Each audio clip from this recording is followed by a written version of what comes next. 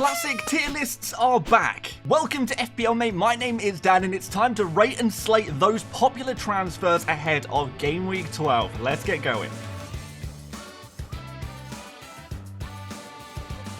So yes, haven't done a tier list in a couple of weeks, but what we're going to do is the same as always. We've got 5 categories. We've got the must buys, great buys, solid buys, the riskies, and avoids. And we're going to rate the 20 most popular transfers in so far in Game Week 12. And then I'm going to add a few of my differentials at the end that not too many people are talking about, but I think are worth discussing as potential transfers for this week. So we're going to start off with the 20th most popular transfer in right now, and that is actually Robinson, who I think is a little risky given the fixtures coming up. Now, we've got Wolves up next. If you own a Wolves attacker, you might be thinking they might score against Fulham, but I do think Fulham are, generally speaking, a good defence. The problem is, after that, there are a lot of tough fixtures for Fulham, particularly from a defensive point of view, so I am worried about where the clean sheets are going to come from. A little bit of attacking threat from Robinson may make him worth the risk, but at 4.7 million, I think we can probably do a little bit better. Next up is going to be our first avoid of the video, and it's going to be a surprising Josko Gvardiol. Now, obviously, he has been getting some FPL points through scoring goals in recent game weeks, but can it continue? I'm not sure it can, to be totally honest. Yes, he scored a lot of goals, and as a Gvardiol owner, I consider myself very lucky, but I would actually consider moving him on from this point, particularly at 6.3 million. I don't really trust this Man City defense right now. It's a bad time to own Man City players in general, so not really a team I'd love to take players from, particularly ahead of the Spurs fixture and the Liverpool fixture. Maybe after that, you could maybe consider bringing in Gvardiol, but then we're going to have minutes, maybe managed a little bit as the fixtures get a little more congested for all of the Premier League teams, and we know Man City are a team prone to a little bit of rotation, particularly when they see a few more of their defenders return from injury. Nathan Ake could be taking that left-back slot occasionally, so fair warning on Gvardiol. If I didn't already own him, I would not be looking to bring him in at this point. I think maybe the time to bring Gvardiol is behind us, but also ahead of us, but not right now. Next up, Ait-Nouri, who I actually weirdly think is a risky pick, but this is a kind of interesting one, because if I'm on a wild card right now, I think I would consider bringing in Ait-Nouri into a wild card team and benching him for this week. But if I'm not on a wild card, I'm probably not going to buy Ait-Nouri this week because Fulham is a tough fixture. They're a strong team that scores goals. Can't see too many clean sheets here. And also, I don't mind the Fulham defence either, as we mentioned when speaking about Robinson. So next up, Fulham, then Bournemouth. These are not ideal fixtures for Ait-Nouri, but after that, they do look quite good. So he works as a potential rotation player if you're on a wild card or as part of a longer term strategy. But as a player to buy and put straight into your starting 11 in Game Week 12, I'm not sure he's the guy, so I think he carries some risk there. Next up, Saka. I think in general he is a great buy. I think he may be being overrated a little bit by maybe the FPL world, but we know he is a fantastic football player, and the fixtures, they're not amazing. They're pretty average, but because it's Arsenal, you trust Arsenal in these average fixtures more so than you maybe would some of the players from some of the weaker teams in the Premier League. So I don't mind this one. I think it's a great buy. You've got a penalty taker. You've got a player who's been in pretty consistent form throughout the season. And obviously the start of this Arsenal team, Ødegaard is going to be back. You know, this is going to benefit Saka as well. We've got some tricky fixtures out of the way for Arsenal. And I think ahead now we're going to start to see some more results from Saka. So a good time to buy. I don't think he's an essential pick, but he's one of my favourite premium players at this present moment. Jackson, I'm going to put in somewhere between great buy and solid. I think we can go for solid with Jackson because my one concern is that his numbers have dropped off quite significantly. He's not been doing as well as he was doing previously in the season, and 7.9 million is quite a lot of money to spend. He's not a penalty taker. He's on 4 yellow cards, and 1 more yellow card within the next 8 or 9 game weeks is going to see him suspended for 1 game. And Chelsea fans are thinking that there's a good chance that Jackson will be occasionally rotated during a busy period of fixtures anyway. So there is actually some risk behind Jackson, but he's solid. solid because I think in the games that he does play, there is a lot of potential, particularly in some of the easier fixtures. And there are a couple of really nice fixtures coming up for Chelsea. Now, this is probably one of the most controversial opinions of the video, so hold tight for this one. Bear with me. Please stick with me on this one. Bryan Mbeumo, solid. You know, he's fine. He's okay. He is not the essential must-buy player that he was a couple of weeks ago. And there are some reasons for this. Now, let's head over and have a closer look at Mbeumo here. So he's now up to 7.9 million. So he's no longer that cheap 7.1 guy that he was before. But as you can also see here, his numbers have dropped off quite significantly over the last 2 game weeks. No XG against Fulham, 0.09 XG against Bournemouth here. Granted, they're pretty tough fixtures, but the team was scoring, but Bryan Mbeumo was not. Even his expected assists, pretty low compared to what we've seen in previous game weeks. Why is that? Well, it's due to one man, and that is Wissa. Wissa coming back into the team has forced Mbeumo into a wider position. Mbeumo's no longer an outer position striker. He is back to being a winger. So he's not the same amazing FPL asset as maybe he was previously. In addition to that, Everton away. I think it's an okay fixture. I don't think it's amazing. Leicester at home. I love this one for Bryan Mbeumo. But from game week 14, I look at these fixtures from here on. Where are the good fixtures? There is one good fixture against Southampton away. There are a couple of okay fixtures in here. But in general, this is a really tough run of games for Brentford. So if Bryan Mbeumo is going to be contributing less, playing wider, and also facing these really tough fixtures, well, if you don't already have Mbeumo, you may have missed the boat on this one, and it might actually be time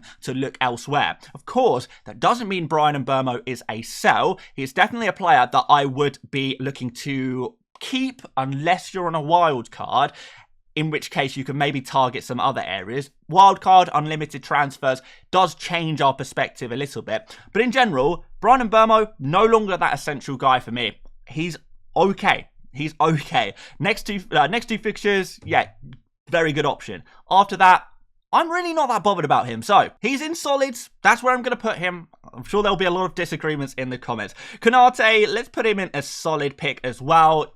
Liverpool, obviously, very reliable defence this season. And this is the cheapest way to get those guaranteed minutes outside of maybe Alisson, if he's available. But, yeah, Konate, reliable minutes. Clean sheets will come occasionally. The fixtures aren't amazing for Liverpool. They're pretty mid, but there still will be some clean sheets in there. I know he has got some attacking returns this season, but that's definitely not something I would be expecting from Konate. Welbeck, also solid buy. If we're looking at the forwards, I think he is one of the forwards I would be looking closely at right now, but I think there are potentially some better options for us. Ait-Nouri is going to drop into the avoid category. Yeah, this is an interesting one. I wouldn't buy him ahead of the Arsenal fixture. It's just a bad time to jump in on him. Forest fixtures in general are just bad. They are really, really bad. So even though I do like the Forest defense generally, Ait-Nouri, because of that, there's not great fixtures. You're going to bench him most game weeks in these upcoming run. And there are some cheaper ways to get into the Forest defense as well. Moreno at 4.4 million. I'd far prefer to go for him as a cheap guy, easier to bench. But even then, would I be buying Ait-Nouri? Would I be buying Moreno? Would I be buying Murillo in game week 12? No. If I was on a wild card, I would maybe buy one of them to put on the bench. But, it's a different conversation, right? Chris Wood, similar situation. I think I'm going to have to put him in the avoid category. If you already have Wood, you probably hold on to him for the next couple of game weeks, just so you can get that Ipswich fixture in game week 13. But outside of that, we know Wood has been, running his luck a little bit, scoring one goal from one shot per game. It's pretty much been his trademark. And with the tougher fixtures coming up, I don't know if he's going to be able to sustain that necessarily. So there's loads of great forwards right now, and I don't think Chris Wood is a priority buy. If you have him, fine. If you don't have him already, I would be looking elsewhere at this point. Next up, I think possibly the only must-buy for me is going to be Cole Palmer. I think you have to get him into your team. We know already. We've spoken about this a lot before in this channel, how good Palmer is against the easier oppositions in these fixtures against the newly promoted teams. This is where he gets the majority of his mega hauls. You know, when we look at Palmer getting these 4 goals per game, or, you know, a brace and an assist in one game, always seems to happen against the weakest defenses in the Premier League. And guess what? Palmer is playing against a lot of these weak defenses. We've got Leicester in 12, Southampton in 14. Even Villa and Spurs, you wouldn't say they're the top defenses. They're okay, but they're not amazing. After that, we've got the likes of Brentford at home here. We've got Ipswich away here. Crystal Palace away here. Wolves at home. So every other week, it seems that Palmer has another amazing opportunity to get one of his trademark mega hauls that we have seen already this season against, you know, a weak Wolves defence, you know, a shocking Brighton defence on the day there as well. You know, scored that goal against West Ham. We've seen it time and time again, him getting these returns against the weaker opposition. So don't let these, you know, maybe more disappointing results against some of these tougher teams through in game week 7 to 11. Don't let that put you off. We are going to see him back to his best very, very soon. And I cannot imagine a world where I didn't have him in my team. He is a captain option for many of these game weeks as well. Incredible pick. Mazraoui, really close to being an avoid, but I'm going to put him in risky. I think there is some benefit there.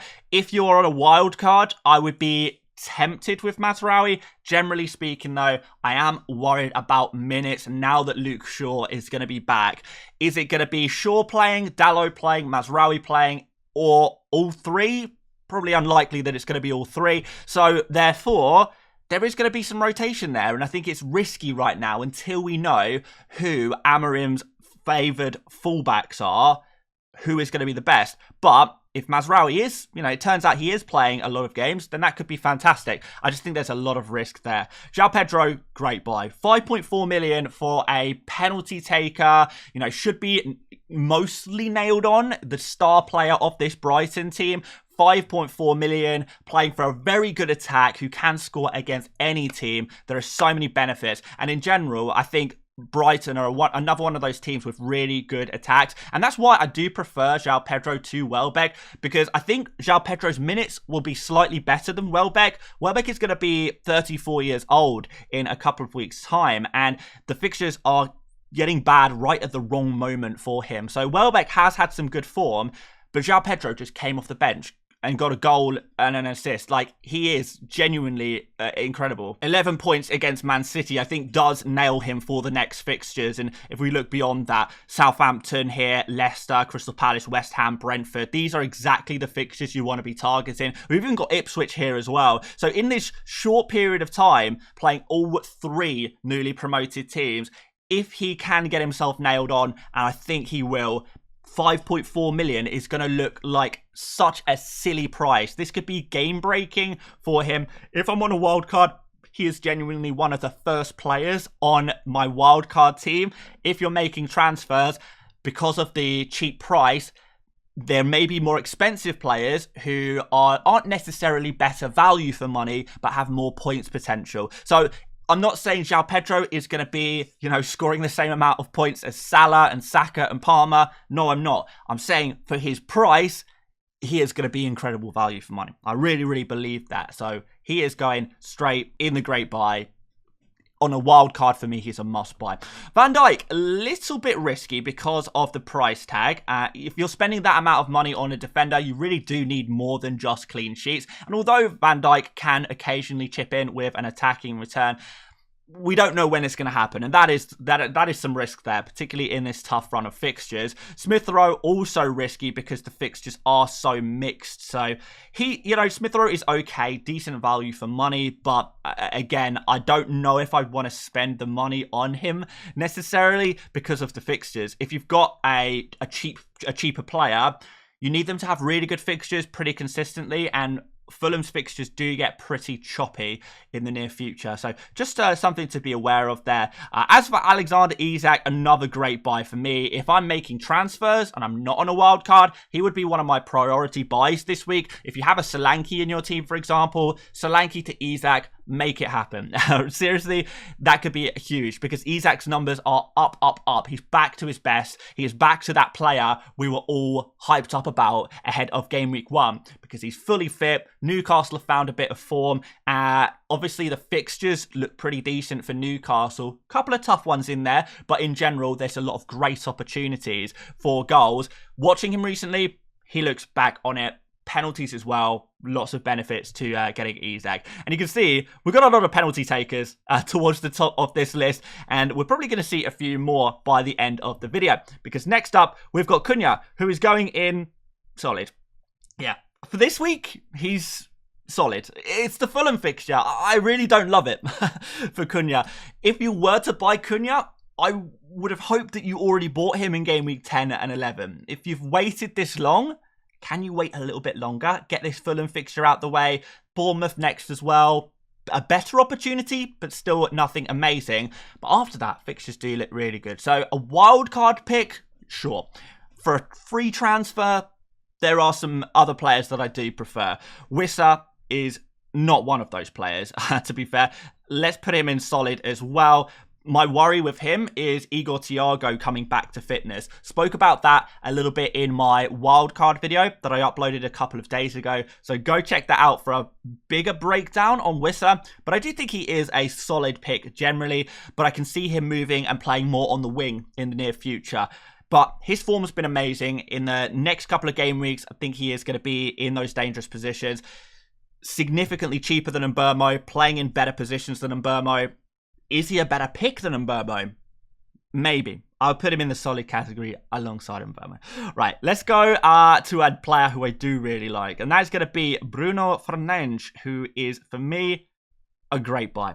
I'm actually going to put him, you know, in and amongst these kind of players. Yet another penalty taker. Always very beneficial. And I see him playing in a far more advanced position for Manchester United under Amorim, which is really going to bring out the best of him. You know, when we think about Fernandes for Portugal, for example, he is the star player of that Portugal team. Sorry, Ronaldo fans, but he really is. He's fantastic, scoring goals and getting assists almost every single game because he's playing with that freedom to attack. And if Amorim can unlock Fernandes, you know, the OG Fernandes, who is genuinely a phenomenal football player who has been in a, let's be honest, a dodgy system, playing way too deep over the last season and a half, well, we're going to see him back to his best as well. And we've seen that a little bit already over maybe game week 11. We saw Bruno in a very advanced position. If he can continue to be in those kind of positions, running the show, taking shots, creating for his teammates, he could be really good value for money at 8.4 million. And I can see him competing with the kind of premium players slightly above him in price. You know, value for money wise, I think Bruno is well back in it as a pick. And the final non-differential pick that you guys are transferring in this week is Salah. Is he a must buy? It's so tough. Is he a must buy? No. Great buy. It's the fixtures after the Southampton fixture. Drop him just down a little bit and the price tag is a lot. But I would be very concerned going into game week 12 without Salah at this point. You know, when I say this as someone who hasn't owned Salah this season, it is painful. It is really painful. And I'm not saying that he is a must-buy because of that, but we've seen time and time and again, Salah is overperforming at the moment. He's not a career overperformer, but he's in a vein of form that is seemingly unmatchable. He is running the show. Liverpool as a team are in incredible form. And I think that's a big difference between Liverpool and Man City. Liverpool assets are are better value for money right now because the team as a whole is clicking and doing so well and winning their games. Man City, not so much. So I do think Salah is still a very worthy transfer. Palmer would be the only player who I would prioritise buying ahead of Salah this week. And part of that is because you can also captain Palmer this week if you don't have Salah. I think that will work. I think the difference between the two players is maybe not as much as it looks on paper. I think Palmer can get very close to Salah points. Not just for this week, but really for the rest of the season, and there's a 2 million difference between them. But that's how we're going to put this batch of players. Let's go to the differentials next. So Lewis Hall, really like this. Really solid pick. You know, if you're looking for a cheap defender, he is your guy. Particularly if you're on a wild card, great rotation option. But even if you're not on a wild card, because we've got good fixtures immediately for him against West Ham next, for example, I think it's a good time to go in on him. His attacking numbers are decent, playing in that left back position, which is very, very useful indeed. I don't think he's 100% nailed on, but he seems to be playing near enough every game for Newcastle at this point. So yeah, really nice pick for his price tag. We're going to put him there. Another striker I like is Evan Nilsson, and I think, you know, arguably I put him ahead of the likes of Welbeck, Cunha and Wissa, because he's finally found his form. We know from his time in Portugal, he is a really top goal-scoring striker.